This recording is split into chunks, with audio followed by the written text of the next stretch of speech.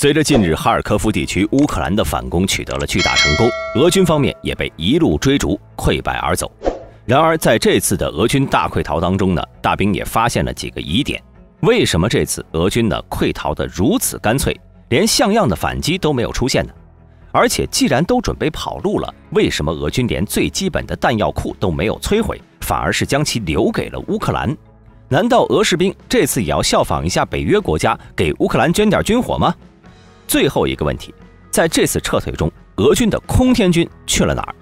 为什么连最基本的帮忙断后都没有做呢？接下来咱们来一个一个剖析剖析。在195战役的这些天呢，不仅是大兵啊，相信各位观众也应该有这样的感觉，就是前脚才知道的战场消息，后脚就已经过时了。不仅战局的变化快，乌军追得也快，俄军跑得更快。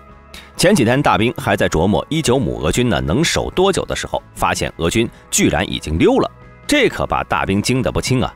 合着你之前费了老鼻子劲才打下来的195，这说不要就不要呀！而对于这举动呢，俄国防部也很快给出了解释，表示这次俄军的撤离是为了对驻扎在巴拉克利亚和195的部队进行重新编组，从而加强顿涅茨克方向的攻击力量。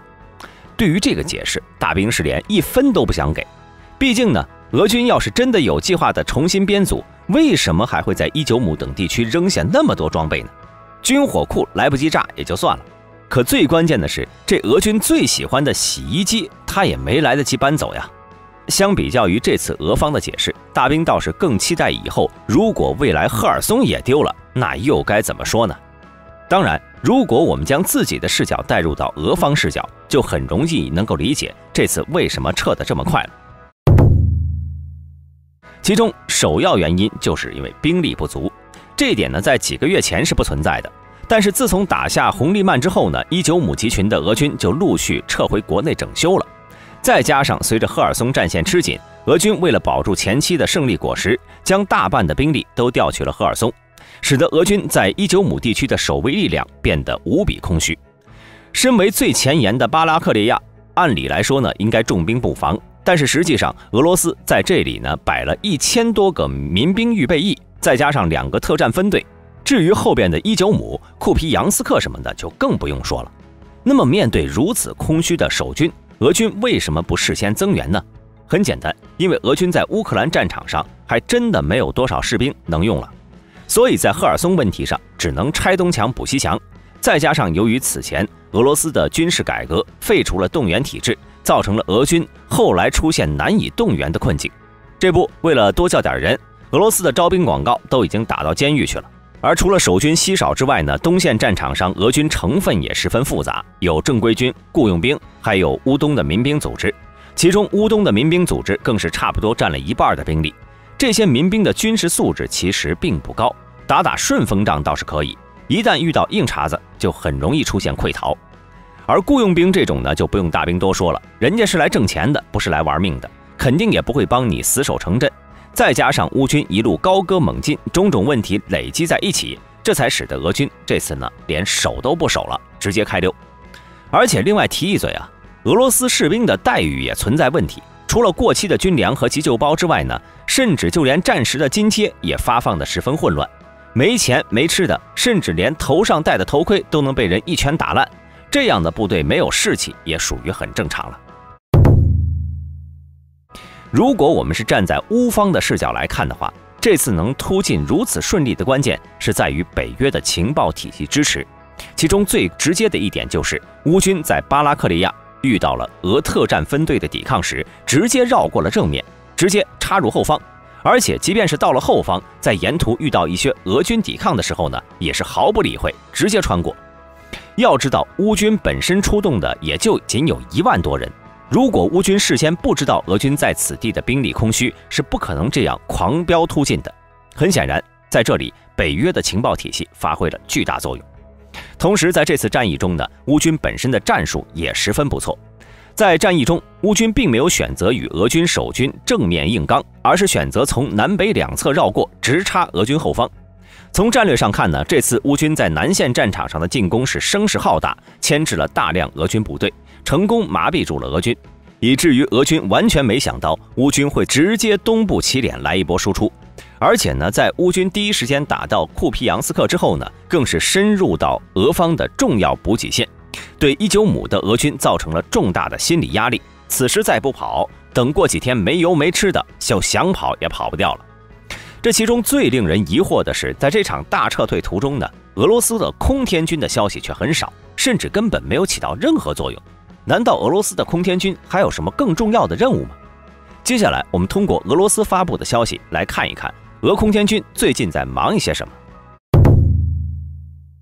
在9月13号，俄国防部表示，通过空天军精确打击，1天内乌军及外国雇佣兵在俄空天军的高精度打击下，死伤高达800名。这战绩有多少水分还不得而知，但是如果每天都能够达到这种战绩，俄军也不用在战场上到处乱窜，搞重新集结的套路了，更不用拱手让出巴拉克利亚、伊久姆和库皮扬斯克等地。而在俄国防部发文的前一天，俄军的一架苏25攻击机在起飞不久后呢，居然解体坠毁了。很显然，要么是超负荷的作战让飞行员和地勤过度疲劳造成的，要么就是这款飞机还是苏联时代的老装备，机体老化的不成样子。无论具体原因是哪样，但是长时间在前线作战必然会导致休息时间有限，机体寿命大量损耗，两者呢都会直接的造成空军支援力度下降。而除此之外，在哈尔科夫反击战中呢，俄空天军又闹出了个大新闻，其最先进的电子吊舱被乌军获取了。一架苏30 SM 战机被击落后呢，没有及时的摧毁或者回收，导致该机搭载的西比内电子战吊舱被乌军获取。这次意外的被乌军截获的，不仅影响了4代机，就连苏57隐形战斗机的安全也受到了冲击。而自从这次俄乌战争开战以来，俄军战机的损失就居高不下。截止到6月份的统计数据，俄空天军已经损失了32架战斗机、42架直升机，另外还有79架各式无人机，累加在一起就超过了150多架。到了8月份，乌克兰无人机和导弹再创新成绩，直接就把克里米亚的萨基空军基地给炸了。这林林总总加在一起的损失已经突破200大关了，这个损失比例不可谓不高。于是为了解决前线战机的不足，俄军呢也从远东地区调动战机前往乌克兰参战。只不过在他还没就位的时候，乌军就已经对东线发起了闪击战，导致俄军的战机根本赶不及。而且随着各国援助的到来，乌克兰的防空力量已经今非昔比了。在精确的情报支持下，这也让俄军剩下的战机是投鼠忌器。没了空军的配合，俄军除了一路拼命逃跑之外呢，也是实在没有别的办法了。在俄军撤退后，分布在伊久姆地区那些大大小小的弹药库也全部都化为了乌有。根据乌克兰国防部统计，在过去的这些天里，乌军在伊久姆缴获了数千吨俄军弹药，其中包括反坦克导弹、火箭弹、榴弹炮、炮弹、防空导弹等等。同时，乌军还摧毁和缴获了518辆各种坦克车辆和自行火炮等。这一波下来呢，俄军相当于把自己堆在库皮扬斯克到伊久姆后勤线上的所有弹药和物资，以及近卫第20集团军所属部队的装备，全部送给了乌克兰。看来很快乌军在东线的机械化旅就可以升级成机械化师了。随着这次乌军反攻的胜利，近日乌克兰副总理斯特凡尼施纳还对记者表示，俄方的停火协议被乌克兰拒绝了，乌克兰现在只有实现其军事目标才会参与谈判。接下来咱们再将目光投向南线战场。如今的南线乌军已经控制了距离赫尔松市中心10公里的基谢列夫卡，在这个距离内，乌克兰的任何火炮都可以直接攻击到赫尔松市中心的俄军。同时，除了战线对垒之外呢，在赫尔松内部，乌军的特种部队再度立功，在9月18号成功袭击了赫尔松市区的中央火车站。在这里，乌军的战术与越战时期北越军队的战术十分相似，以各种特种分队和游击队对重兵把守的城镇进行连续的袭击和破坏，其目的就是让防守者不得安宁，心理状态始终处于紧张状态。现在，由于第聂伯河俄军控制区内的所有桥梁都被乌军持续破坏，已经无法正常通行了。赫尔松市区的2万俄军也逐渐陷入了补给难以为继的困境。而俄军的应对则是出动了图95轰炸机，炸毁了位于克里沃罗格的因古莱茨河大坝。虽说这是一个昏招，但是也确实对如今的赫尔松局势造成了不小的影响。由于洪水泛滥，下游将会变成一个面积广阔的烂泥区，乌军地面力量难以按照计划往前继续推进。补给车队和坦克车辆难以机动，这也会导致乌军在赫尔松的反攻速度来放缓，并且为了应对战线上人员的不足，俄罗斯也开始进行征兵。据了解，自从乌军这次闪击195成功之后，车臣领导人卡德罗夫十分的不服气，甚至建议普京亮出底牌，并且尽快征兵，弥补后勤短缺。